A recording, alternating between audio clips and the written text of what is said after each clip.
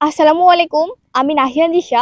আজকে ইংরেজি স্পোকেনের 9টি রুলস আপনাদের সামনে নিয়ে এসেছি। ইংরেজি খুব কঠিন নয়, চর্চা করলেই সহজ হয়। রুল নাম্বার 1, শব্দের শুরুতে যদি আর থাকে তবে অবশ্যই আর এর উচ্চারণ করতে হবে। For example, run, red, risk.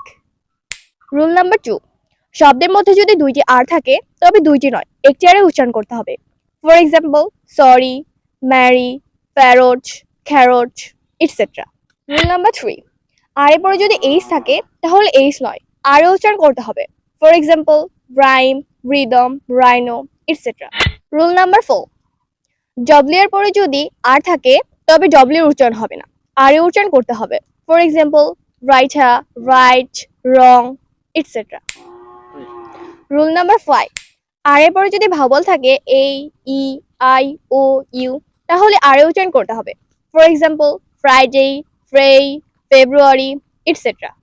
আর এর পরে যদি সেমি ভাওয়াল ডব্লিউ বা ওয়াই থাকে তাহলে অবশ্যই আর এর উচ্চারণ করতে হবে। For example, cry, dry, try, etcetera. R এর পরে যদি ফিওর কনসোনেন্ট থাকে তাহলে আর এর উচ্চারণ হবে না। For example, Saturday, fear, etcetera. শব্দ শেষে যদি আরই থাকে তাহলে আর এর উচ্চারণ হবে না।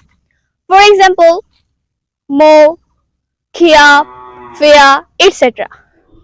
আর এর পরে যদি পাঞ্চুয়েশন মার্ক বা বিরাম চিহ্ন থাকে তাহলে আর এর উচ্চারণ হবে না। For example, he is my teacher, টিচারতে এখানে আর এর উচ্চারণ হবে না। মাই টিচার ইজ স্মার্ট, এখানে টিচারে আর এর উচ্চারণ হবে।